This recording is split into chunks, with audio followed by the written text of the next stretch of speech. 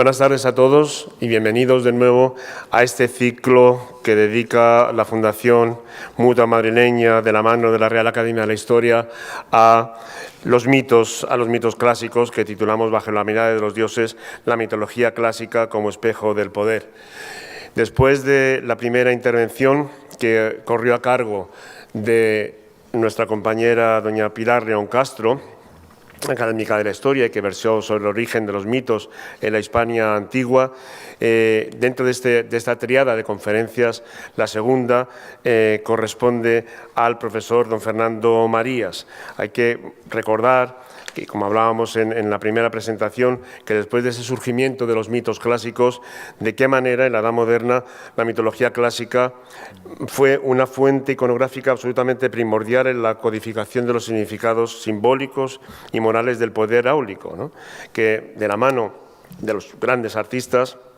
y ceñido en este caso a la producción pictórica del siglo de oro, generó para la monarquía hispánica una serie de obras de arte, muchas de ellas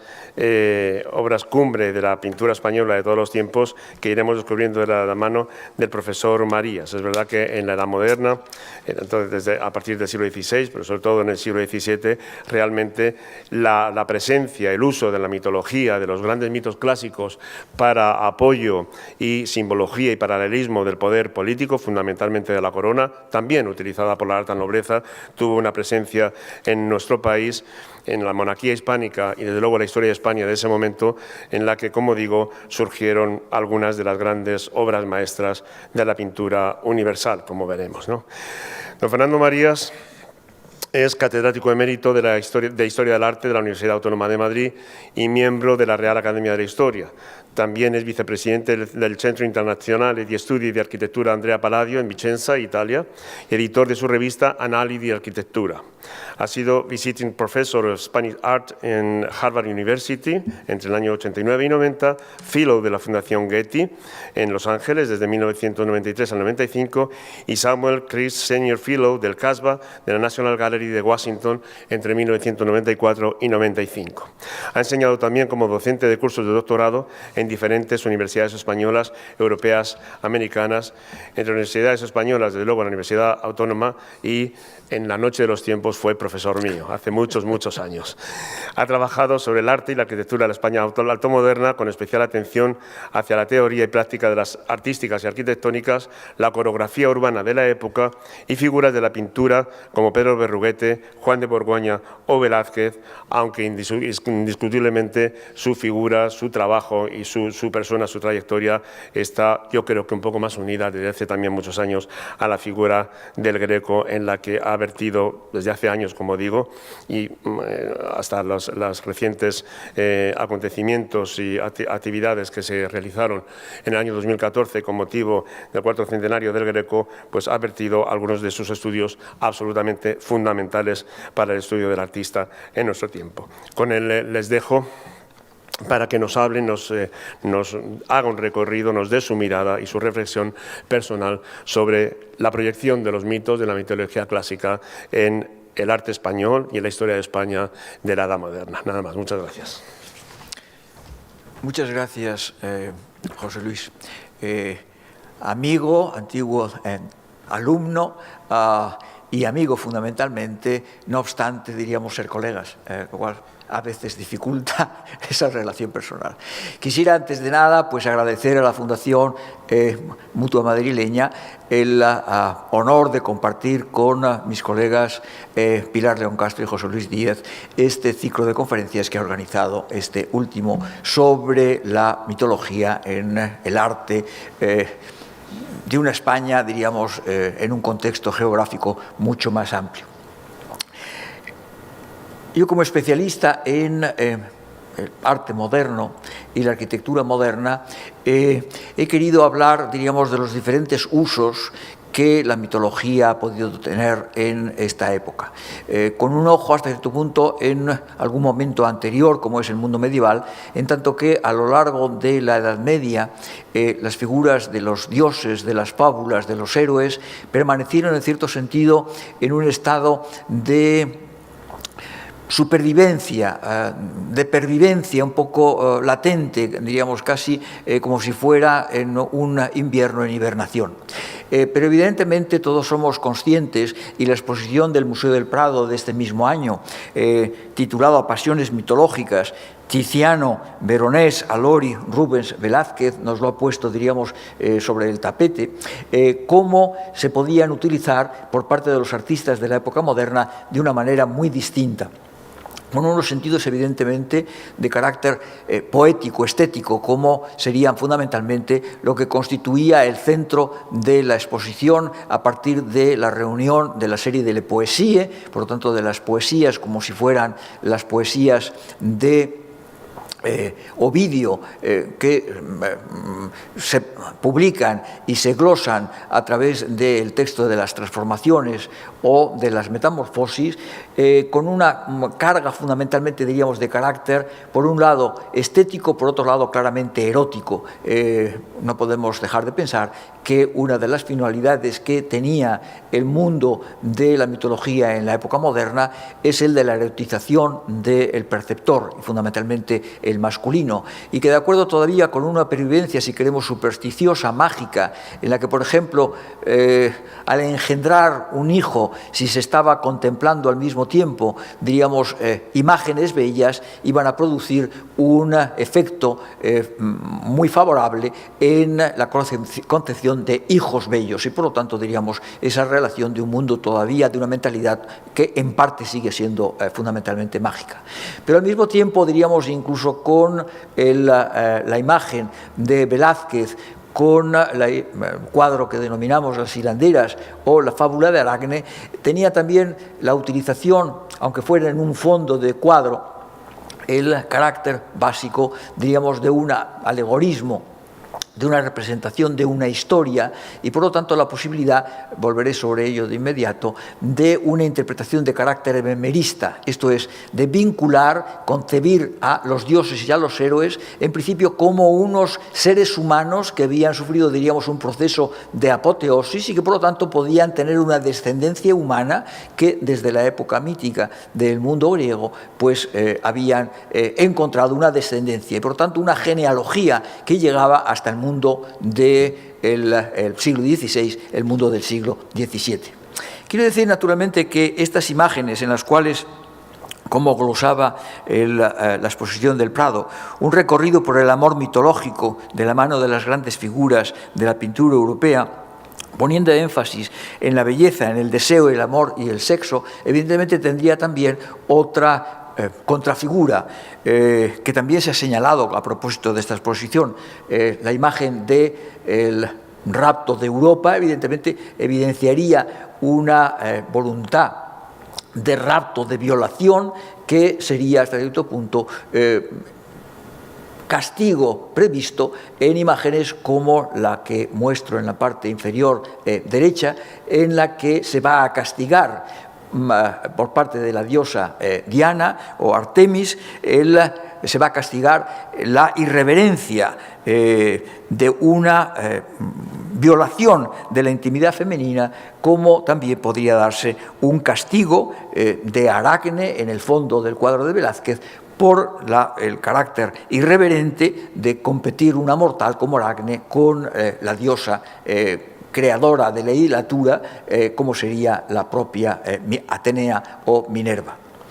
Quiero decir, como yo señalaba, la mitología ha tenido muy diferentes usos desde su aparición en la Grecia antigua.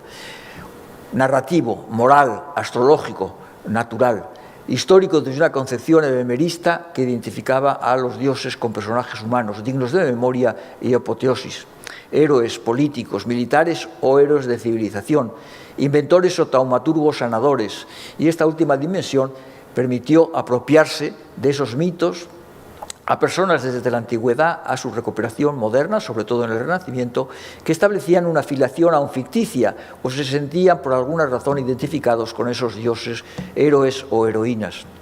La España moderna no fue ajena a este impulso fundamentalmente retórico, diríamos haciendo un guiño, dado que en principio no debía creerse en esas mitologías, que confería a quien lo utilizara una antigüedad en su linaje y un prestigio personal o colectivo.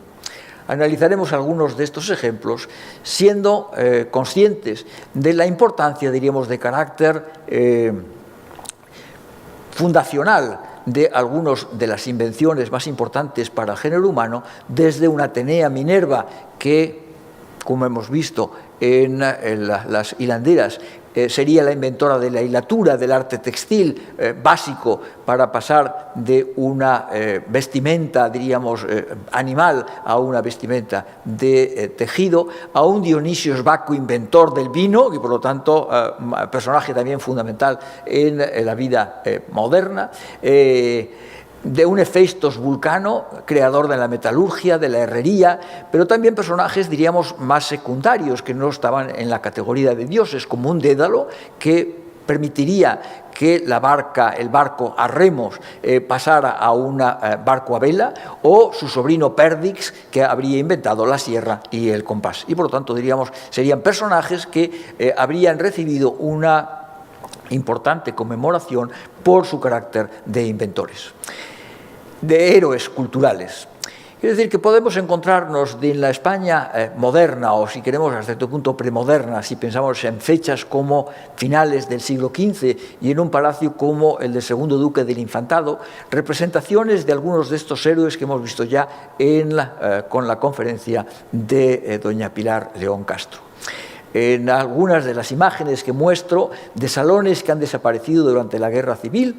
podríamos encontrar de entrada los personajes como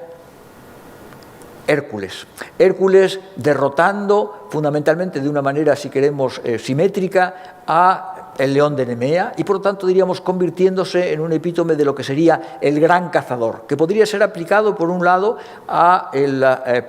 las virtudes, diríamos, cinegéticas del segundo duque, pero por extensión podríamos pensar que la caza no era sino un simulacro de unas virtudes fundamentalmente guerreras, y que por lo tanto la aparición en esa chimenea del Palacio de Guadalajara nos estaría demostrando, diríamos, esa conexión alegórica entre el duque y los antepasados. Y unos antepasados que se concretarían también con la figura de Hércules y de los salvajes en algunos de los salones más importantes. La Sala de los Salvajes, que a cierto punto son reconstrucciones de personajes míticos en estado, diríamos,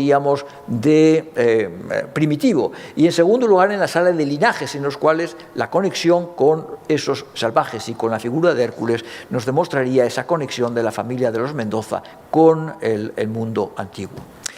En fechas hasta cierto punto contemporáneas,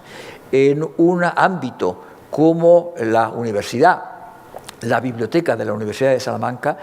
reaparecían también los dioses en otro contexto, que es el contexto fundamentalmente de carácter astrológico. La representación, y en ese sentido habían permanecido perfectamente vivos, aunque fuera no en imagen, pero sí en nomenclatura, de los dioses y héroes en el firmamento, y el firmamento lógicamente nocturno, que no desaparece en el mundo medieval entre la Edad Antigua y la Edad Moderna. Quiero decir, todos los planetas han recibido el nombre de los dioses principales, y toda una serie de constelaciones zodiacales o no zodiacales han recibido también los nombres, muchas veces, de personajes heroicos, heroínas, lo veremos más adelante, que han sido, diríamos, premiadas o castigadas a través del fenómeno que se ha denominado de catasterismo. Esto es de la transformación en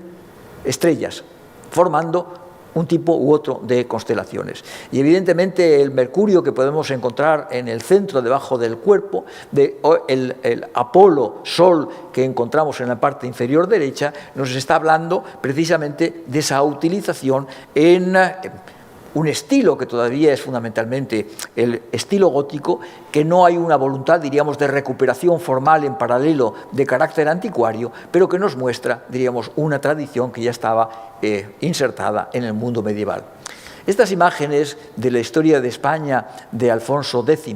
o con las representaciones de Hércules, o en Segovia, o en Sevilla, o de algunos de los manuscritos, incluso diríamos altomedievales, que se conservaron en España y que se conservan todavía, nos están mostrando, diríamos, esta pervivencia medieval que no ha hecho desaparecer a los personajes antiguos, porque formaban parte, al menos desde las historiografías del arzobispo de Toledo, Rodrigo Jiménez de Rada, o de las historias propiciadas o escritas por Alfonso X, formaban parte de lo que sería una cultura política del mundo español, del mundo castellano. Y evidentemente también los elementos, diríamos, de una cultura mágica, en la cual las piedras tenían una función fundamentalmente, diríamos, sanadora, y por lo tanto, diríamos, unas virtudes que podían vincularse con la influencia de los diferentes dioses y de los diferentes signos zodiacales, como ese Perseo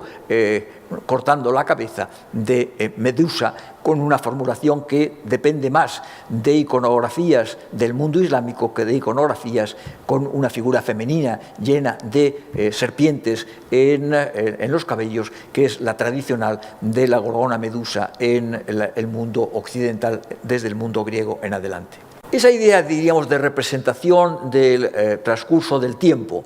marcado por, evidentemente, los astros, y que puede tener unas significaciones puramente, diríamos, de representación del firmamento, de representación del paso del tiempo, reaparecen en muchos de los edificios, incluso, diríamos, religiosos del mundo del siglo XVI español. Neptuno, Vulcano, Venus, Febo, Júpiter, Saturno, Marte, Mercurio, Diana y después Eolo y Anteo. Y por lo tanto, no solamente los 7 planetas fundamentales, sino los 4 elementos que constituirían el mundo terrenal, reaparecen, por ejemplo, con unas iconografías un tanto que todavía no han sido desentrañadas en la iglesia del Salvador de Úbeda, que es una de las obras capitales del Renacimiento arquitectónico español. O todavía de una forma más compleja, en este conjunto de la capilla de un cambista de Medina de Rioseco, Álvaro de Benavente, en el cual en una estructura cupuliforme van a aparecer, en la cual evidentemente nos remite a lo que sería una bóveda celeste, nos remite a una serie de conjunto de personajes en los cuales podemos encontrar desde los planetas representados por las figuras de los dioses de la mitología clásica, pero vinculadas también con algunos de los principales personajes del Antiguo Testamento, desde Salomón hasta Eliseo o David. Por lo tanto, diríamos, y nos perturba esta especie de simbiosis entre lo que sería el Antiguo Testamento y el mundo de la mitología, porque nos situaría que si aceptaban en el siglo XVI, desde un punto de vista de una capilla funeraria cristiana, a los personajes del mundo veterotestamentario, estaban, al vincularlos con el mundo de la mitología, en cierto sentido aceptando la creencia en que habían sido unos personajes, diríamos, tan históricos como los del Antiguo Testamento. Eso nos llevaría, evidentemente, de la mano de algunos de los grandes historiadores del mundo antiguo, como Paul Bain o como Jean-Pierre Vernant, a plantearnos, hasta cierto punto, si en el mundo antiguo o en el mundo moderno todavía había unas creencias en las virtudes de los personajes, de la existencia histórica, o por lo menos la existencia como personajes divinos de los que consideramos personajes fundamentalmente mitológicos. Y evidentemente en algunas de las representaciones de los dioses parecen abundar en esa creencia, o por lo menos en que se hacía un guiño de que era aceptable su representación, coronando, diríamos, la imagen de una Venecia, en la cual los dioses son propiciadores, protectores de las virtudes económicas, guerreras de una colectividad como la República Veneciana. Mercurio en la parte superior, Neptuno en la parte inferior, estaría evidentemente en esta imagen enorme de la ciudad de Venecia, subrayando, diríamos, la riqueza en términos, diríamos, del control marítimo del Adriático y del comercio en la parte oriental del Mediterráneo, que habían propiciado, diríamos, dos dioses de la antigüedad como Mercurio y como Neptuno. Pero evidentemente en un sesgo en lo cual nos vincula más directamente con España, esta imagen de Ámsterdam que se produce en 1541 y que se dedica a Carlos V y Carlos I entre nosotros, vuelve a aparecer, diríamos, la figura de Neptuno, de la misma manera como protector de una ciudad fundamentalmente marítima como Ámsterdam, o en ciudades como Norwich, desde un ambiente, diríamos, absolutamente distinto, como sería el de los anglicanos de Inglaterra, la figura que vuelve a reaparecer del Mercurio como protector, propiciador del comercio en el ámbito inglés. Es decir, con ello que la utilización, que va a tener, diríamos, unas funciones muy diversas, va a culminar incluso en algunos sitios, aunque se nos escape la finalidad, la intencionalidad de este uso. Quizá uno de los espacios más importantes en el manejo y en la presentación de esas figuras mitológicas sea precisamente el Palacio del Pardo, aunque no sea un palacio que por razones en las que no voy a entrar, pues frecuentemos de una manera constante. En él existía uno de los cuadros más importantes, entre otras cosas por las dimensiones de casi 4 metros de anchura, que es la llamada Venus del Pardo de Tiziano, una Júpiter y Antíope, pero también denominada una desnuda con paisaje y sátiro, una Venus y Adonis, una Danae, en definitiva esa Venus del Pardo, que Felipe III, después del incendio del palacio en 1604, se quedó supuestamente aliviado a pesar del carácter piadoso de su sobrenombre, cuando se enteró de que se había quemado este enorme lienzo y que, sin embargo, pues Felipe IV, coleccionista eximio, aceptó el entregárselo como regalo al príncipe de Gales, Carlos Estuardo, en 1523, hasta cierto punto como apreciador de la pintura de Tiziano, de la pintura veneciana. Es decir, aquí volvemos a encontrar, diríamos, sea la temática la que sea, caza, sexo, desnudo, mirada masculina, intereses fundamentalmente cinegéticos y de desvelamiento de las bellas, de una mirada masculina que correspondería evidentemente con la de un jovencísimo Felipe II. En una de las torres se ha mantenido hasta la fecha estas pinturas que realiza Gaspar Becerra sobre una temática que son las diferentes historias de Perseo. Desde la concepción con la lluvia de oro de Dánae, el nacimiento del héroe, el embarco por orden de Acrisio, la despedida, la entrega de los dones de Atenea y Mercurio, de las armas y sus diferentes hasta llegar, diríamos, a la victoria sobre la Medusa. Y evidentemente hemos perdido, en cambio, las decoraciones de las paredes en las cuales continuaba, diríamos, la historia del mito de Perseo, con la liberación de Andrómeda, que es aquella que fundamentalmente con Dánae ha tenido mayor importancia. Quiero decir que la importancia también de esta mirada masculina, del desnudo, aunque nos pueda parecer, si queremos, en comparación con los desnudos de las danas de Tiziano, pues más pudibundos, o por lo menos diríamos más púdicos, con el tratamiento de unos velos sobre evidentemente el sexo, o una postura, diríamos, menos receptiva de lo que sería la lluvia de oro jupiterina, nos está manifestando a las claras, diríamos, esa intencionalidad en la cual se ha lanzado la hipótesis de que pudiera ser una torre entre el cuarto de la reina y el cuarto de Isabel de Valois y el cuarto de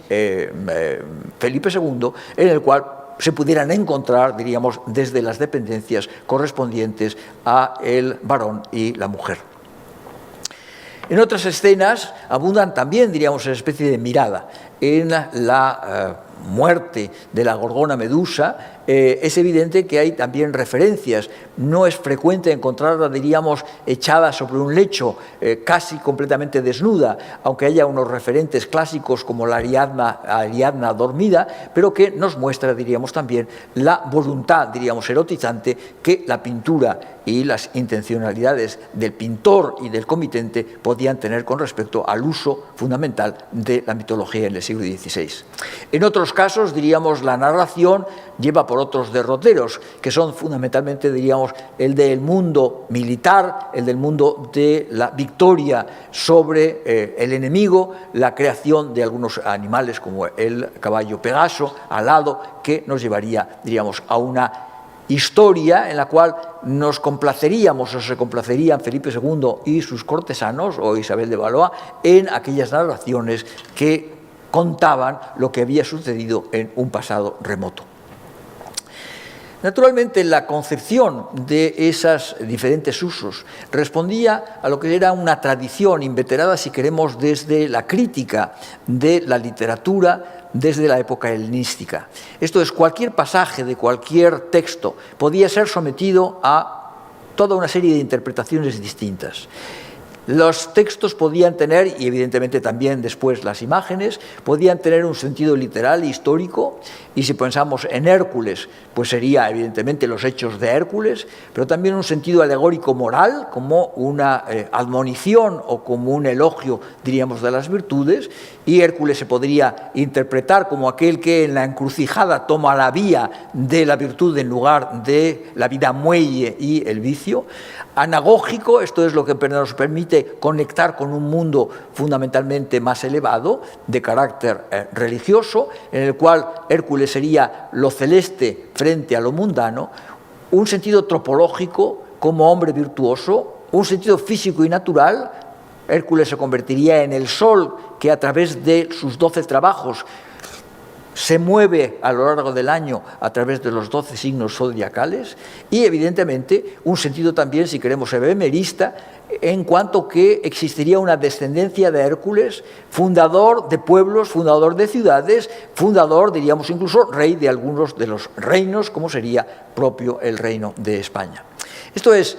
esta aplicación de estas costumbres de la crítica helenística de la literatura incluso habían llegado a algo que nos es mucho más conocido, que es, diríamos, los mismos sentidos que se aplican al mundo de la Biblia, al mundo del Antiguo Testamento y del Nuevo Testamento, en el cual existe siempre una relación que incluso en el mundo tardomedieval Nicolás de Lira, en su glosa ordinaria, había señalado, diríamos precisamente, esta posibilidad de lecturas anagógicas, de lecturas tropológicas. Evidentemente todos conocemos que si elegimos una temática como la Última Cena, la podemos vincular con algunas de las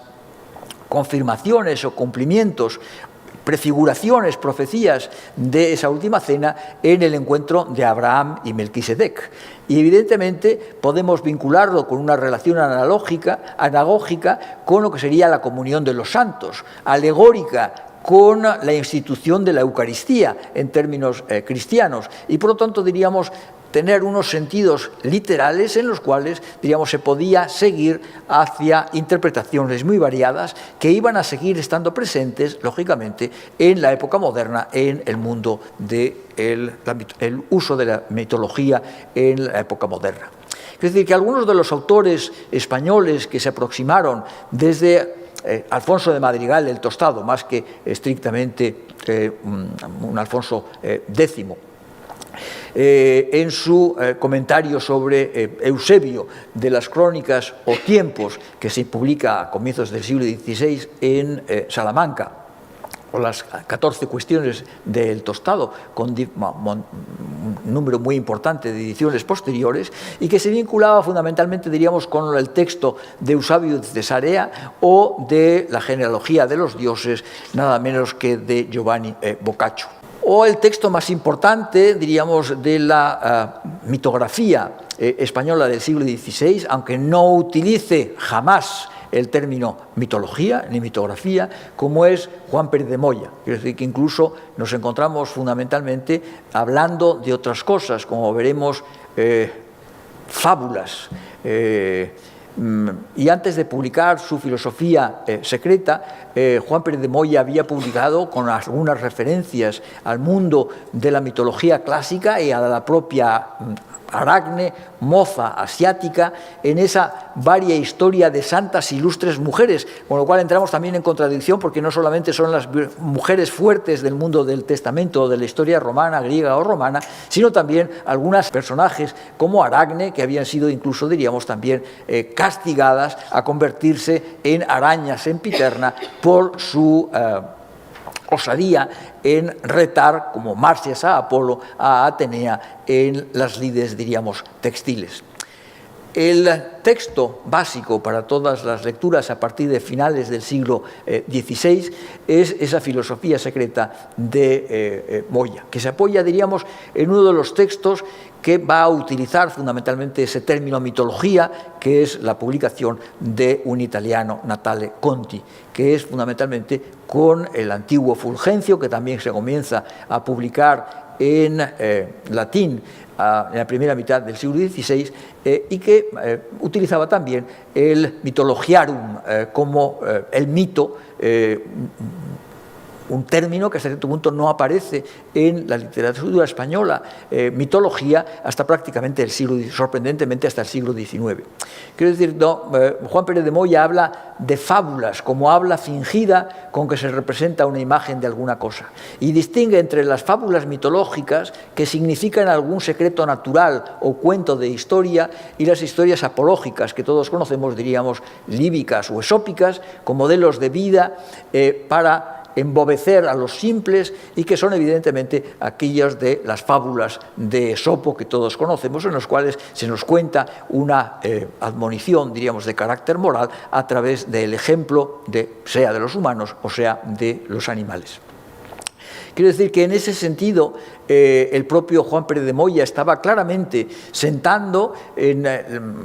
lengua castellana esos diferentes sentidos que hemos señalado y que, por ejemplo, en el caso de Hércules, ya hemos pasado por ellos, desde aquellas actuaciones de carácter alegórico en la cual ayudaba a sostener el cosmos a un hombre como Atlas, y al mismo tiempo, diríamos, el carácter virtuoso de esa imagen que pongo en la fotografía del cuadro de Aníbal de Carracci, de ese Hércules todavía dudoso en la encrucijada entre el camino áspero o el camino, diríamos, lleno de blandura y de inmoralidades, podríamos decir. Que Hércules, como personaje fundamental, nos remite a algunos de los espacios también más importantes que constituyen algunos de los ejemplos de esa imbricación entre el mundo de la mitología empleado con funciones de carácter político. Todos conocemos las reconstrucciones que se han hecho del Salón de Reinos del Palacio del Buen Retiro. Y evidentemente la relación entre las grandes batallas de la década de los años 20 y 30 de las fuerzas militares del conjunto de los reinos, fundamentalmente del Reino de Castilla, tanto en territorio español como europeo como en americano, se entremezclaban con las figuras que se encargan a Francisco Zurbarán con 10, por razones, diríamos, del espacio, 10 de los trabajos de Hércules. Y evidentemente podemos justificarlo no solamente por el carácter heroico que podía trasladarse a Felipe IV como rey inmortalizado a través, diríamos, de su labor política y su dirección de los militares victoriosos en tan diferentes victorias, sino también porque hasta cierto punto Hércules se había constituido desde finales del siglo XV en uno de los reyes de España, uno de los antiguos reyes míticos de España. Podemos hacer un inciso y hablar de uno de los textos fundamentales,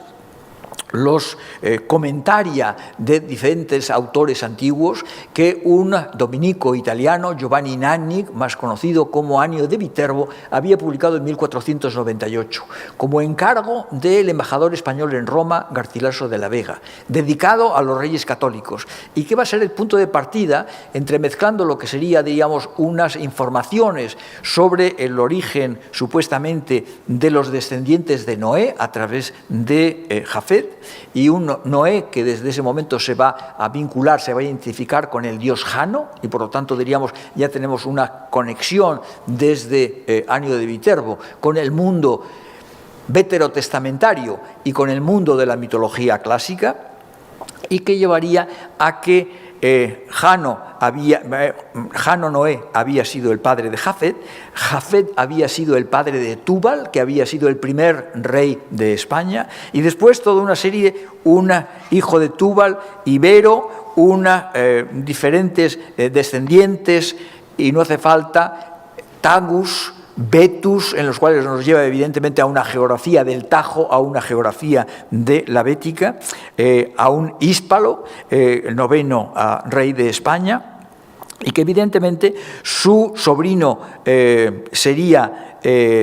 Hispán, y tenemos ya la presencia de una nomenclatura que hace referencia lógicamente a Hispania, y que evidentemente dejaría como 1/10 de los reyes de España a un Hércules líbico, que por lo tanto diríamos enraizaría con toda la mitología sobre el héroe de los 12 trabajos de Hércules que ya hemos visto en la conferencia previa.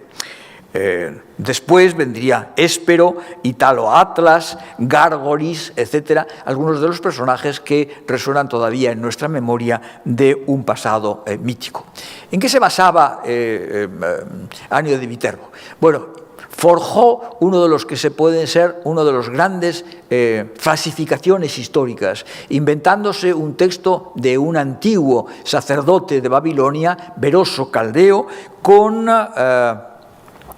diferentes informaciones procedentes, por un lado, de la Biblia en algunos elementos y en otro de los textos procedentes de la antigüedad, básico para el conocimiento del mundo hebreo, que era Flavio Josefo.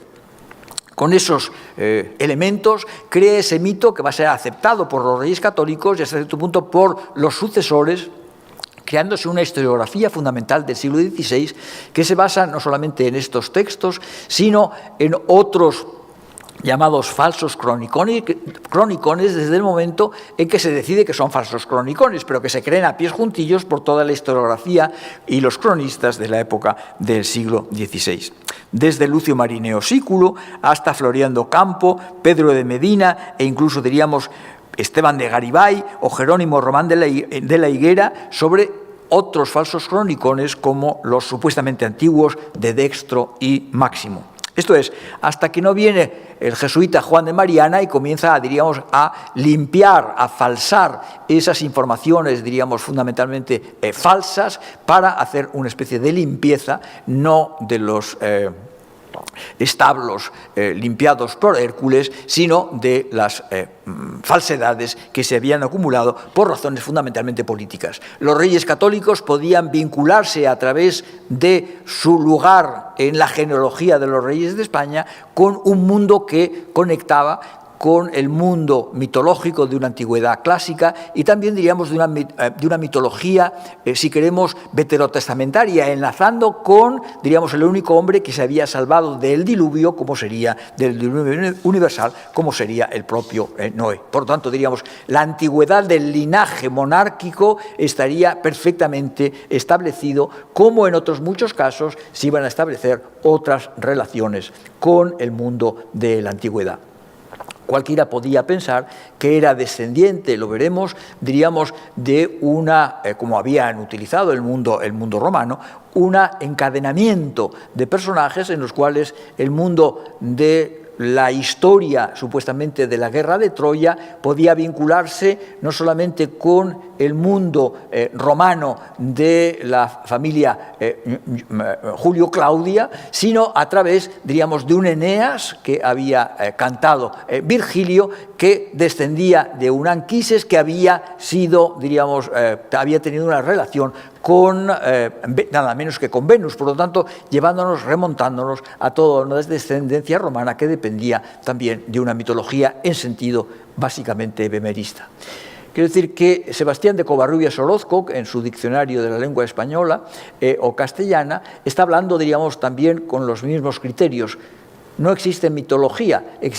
o mitos, existe una fábula como encubrimiento de carácter doctrinal, físico-moral en las transformaciones o en las metamorfosis a la manera de Ovidio.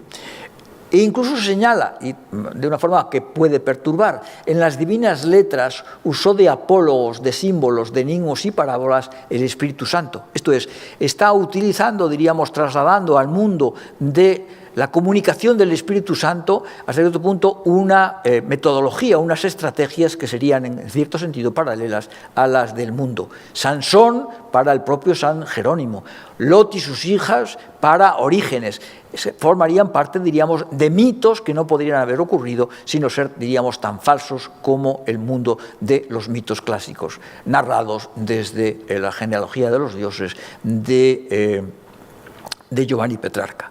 Naturalmente, los españoles se lanzaron, muchos de ellos han desaparecido con el tiempo, pero si volvemos a Guadalajara, en este caso a finales del siglo XVI, en el Palacio del Quinto Duque, por razones, diríamos, del alivio que podía representar en un mundo sin electricidad, la aparición de la aurora y del día,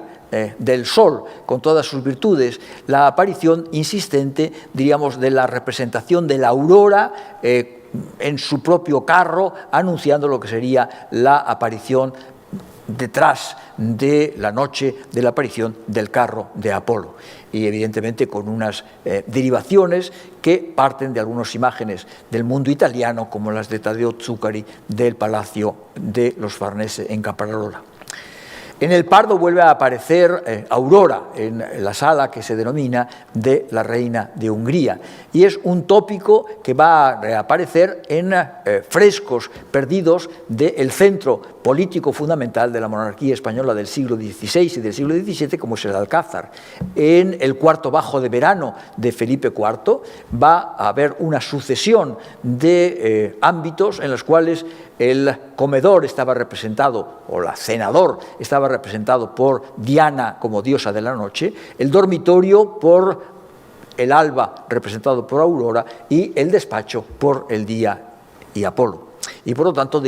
tendríamos una secuencia de 3 techos en los cuales el mundo mitológico, como también en el Palacio de Guadalajara. La aurora aparece en su carro y otras pequeñas salas en las cuales se dedican tanto a los dioses como las salas de los héroes. Esto es, con una función, diríamos, de entretenimiento, de sentido literal o narrativo, o estético, o diríamos de carácter alegórico moralizante, aparecían. En otros casos la función se nos escapa. En una sala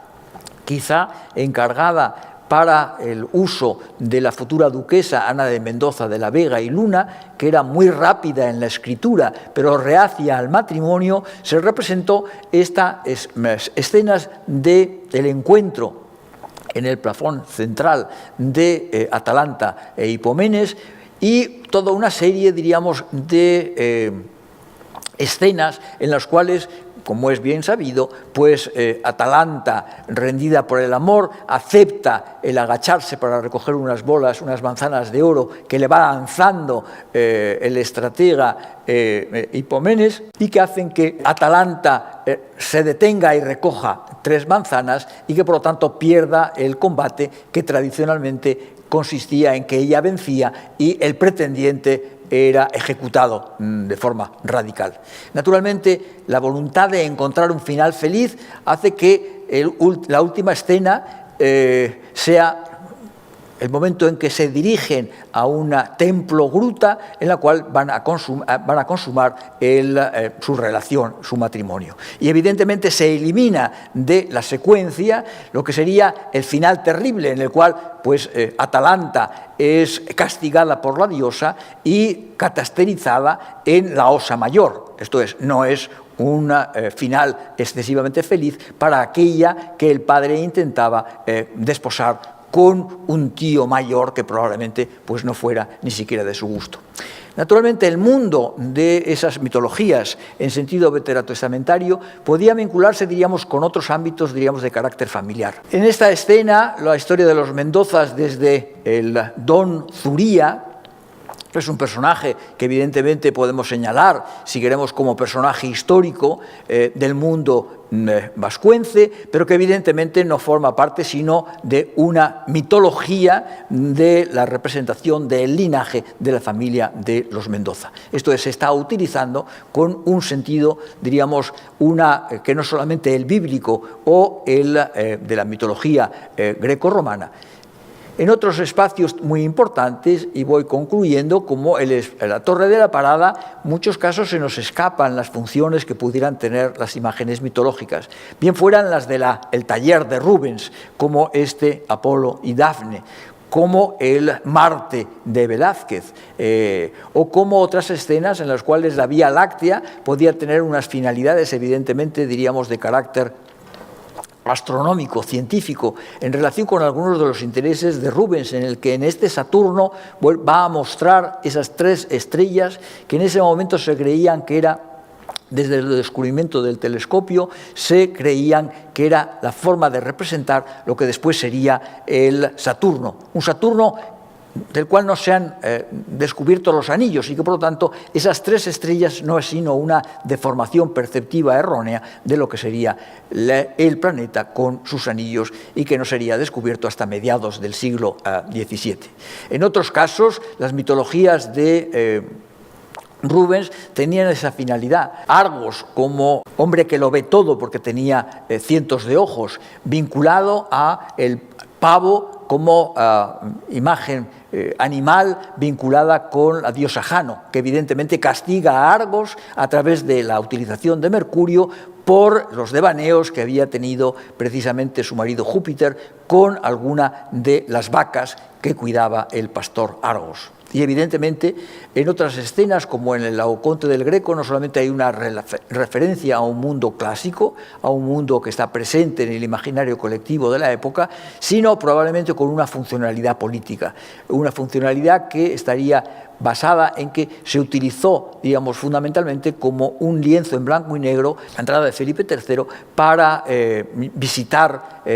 la ciudad de Toledo. Y por lo tanto, diríamos, requiriendo la protección de Laoconte de los hijos atacados por la serpiente.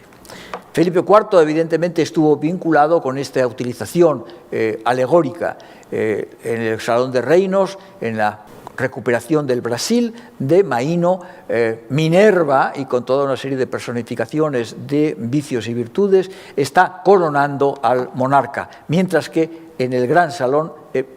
estaría en paralelo, diríamos, con la utilización política de otros ámbitos como la Universidad de Salamanca, en la cual lo que se está haciendo es vincular el mundo de la propia historia antigua de los primeros tiempos del reino de la monarquía española con los reyes católicos o con Carlos V, y que evidentemente llevaría a representar con Venus y Hércules, representantes de la fortaleza física o de la fortaleza moral, y algunos hombres ilustres de la historia antigua, pero también algunos de los personajes de esa monarquía, Liberia, Hércules, Hispán, Atlante, que nos llevaría a un entremezclado de las imágenes de los personajes de la falsa historia de España con personajes de la mitología clásica. Cierro con el gran salón de la mitología clásica del Alcázar de Madrid, desgraciadamente perdido al ser el gran salón del dorado, del Salón de Espejos, que decoran en torno a 1660 dos pintores como Mitelli y Colonna. Tenemos algunos de los dibujos, dado que se ha perdido, y reconstrucciones que se duda si estructuras como una de las ermitas del Buen Retiro o como lo que hoy se considera más probable, vinculándolo con diferentes dibujos que tendríamos. La fábula de Pandora, la gran escena en la que los dioses dan todos los dones a Pandora, en un momento en que Felipe IV está intentando venderle, diríamos, las virtudes de la infanta María Teresa al duque de Gramont, y para que fuera aceptada como en matrimonio con Luis XIV. Y evidentemente también podemos encontrar toda esta serie de imágenes, aunque se hurte fundamentalmente el motivo fundamental del final. Pandora, todo el mundo sabe que recibió Pandora, creada por Vulcano a petición de Júpiter, es, diríamos, la primera Eva del mundo clásico. Y por lo tanto, diríamos, habría recibido todos los dones de los dioses. Pero excesivamente curiosa, habría abierto la caja donde estaban esos dones que se habrían transformado en todos los males de la tierra. Evidentemente, ese episodio no aparece en ninguno de los frescos que aparecían en el Salón del Alcázar madrileño. Esto es, se puede utilizar, incluso diríamos con fines políticos, los mitos clásicos, aunque tuvieran que hurtarse algunos de los colofones, diríamos, negativos de la historia, de acuerdo con los relatos mitológicos, literarios del mundo antiguo. Muchas gracias. Muchas gracias, profesor Marías, por el repaso y cómo nos ha llevado desde la Edad Media con esa pervivencia, ¿no? Por no decir supervivencia de los mitos al esplendoroso uso, ¿no? De los mitos a partir del siglo XVI en todos esos lienzos y los frescos que hemos visto en los palacios y reales y de los nobles, aunque algunos hayan, por desgracia, desaparecido. Volviendo al emerismo, a mí, bueno, se me escapó un poco la intencionalidad de ese uso. O sea, había esa conciencia de transformar a los dioses o a los mitos en personajes humanos. O sea, ¿se hacía de una manera consciente o con qué fin se hacía? De una manera absolutamente consciente. En el mundo de en torno, diríamos, a 1500, los humanistas de un mundo entre España e Italia van a ser cada vez más conscientes y a partir, diríamos, de los descubrimientos de culturas que podríamos llamar de carácter primitivo, de carácter antiguo, aunque fueran estrictamente contemporáneos, se iban a dar cuenta, diríamos, de la realidad de personajes históricos que habían sido transformados en dioses. Quiero decir que desde Pedro Mártir de Anglería o el primer obispo que va a Cuba, Alessandro Geraldini, son conscientes de que los dioses que tienen los taínos, que tienen los personajes que encuentran en las islas del Caribe, previamente habían sido seres humanos y que por lo tanto había una existencia de una verdad en aquellas relaciones que, si queremos desde el mundo griego con un racionalista como Aristóteles, o en el mundo romano con un personaje como Cicerón, los cuales incluso no terminaban de creerse la existencia de las divinidades y preferían, diríamos, contemplarlas como, a partir incluso, diríamos, de la experiencia de las apoteosis de los emperadores romanos, de personajes humanos que después eran divinizados y por lo tanto se les podía rendir un culto que era exigido desde a la población del imperio. Quiero decir que esa idea de que los dioses no eran unos dioses intemporales, sino que habían sido personajes humanos por cuyas virtudes o, diríamos, dones a los humanos habían sido convertidos en dioses para permitir, diríamos, el mantenimiento de su memoria, es algo que estaba muy claramente definido en el mundo español. Y si algunos de estos personajes, como el propio Hércules u otros, se vinculaban desde el texto de Ano de Viterbo, con la autoridad, si queremos, de algunos pasajes del Génesis y de Flavio Josefo, se vinculaban con la secuencia genealógica de los reyes de España, bueno, se estaba entremezclando la realidad histórica que llegaba hasta la época de Felipe II o de Felipe IV, con lo que serían unos orígenes míticos, pero que tenían que al mismo tiempo haber sido humanos, porque si no, no hubiera habido la posibilidad de una descendencia fundamentalmente humana. Es decir, que yo creo que todavía el mundo de la mitología, tal como la llamamos nosotros, se creía cuando convenía creerse en algo y existía la excusa de haberlos convertido en humanos antes de proceder a una divinización de esos personajes humanos. ¿Qué otros usos se dio a la mitología en la España moderna? Bueno, he intentado manifestarlo porque aunque nosotros no seamos hoy capaces, porque no tengamos unas informaciones precisas sobre las intencionalidades bien de los comitentes de esos ciclos mitológicos o de los propios productores, los artistas, que tampoco sabemos hasta cierto punto si eran exactamente los mismos, o de los receptores, la corte de Felipe IV en su conjunto o en algunos de sus individuos, no tenemos un conocimiento muchas veces documental de las intencionalidades. Tenemos la manifestación de las narraciones, pero la intencionalidad que podría podría estar detrás de ellas muchas veces se nos escapan. Pero evidentemente, diríamos, existe un elemento que es, diríamos, puramente de entretenimiento, de contar unas fábulas que son amables, que están cargadas, diríamos, de belleza y de erotismo en la mayoría de los casos, de elementos mágicos como las transformaciones de las personas, de humanos en osos o de humanos en cuervos, pues evidentemente eso, desde un punto de vista literario, de la literatura de ficción, pues era algo encantador y por lo tanto las transformaciones de Ovidio es uno de los grandes textos, de los bestsellers de la época moderna, como habría sido de haberse imprimido en la época romana. Desde esa idea de entretenimiento, de ficción, a la idea, diríamos, de representación astrológica, de representación de alivios, de representación de petición de protección a unos seres superiores que permiten, diríamos, el desarrollo del comercio o del dominio marítimo o del dominio militar, en el caso de ponerse bajo la protección de un dios como Marte.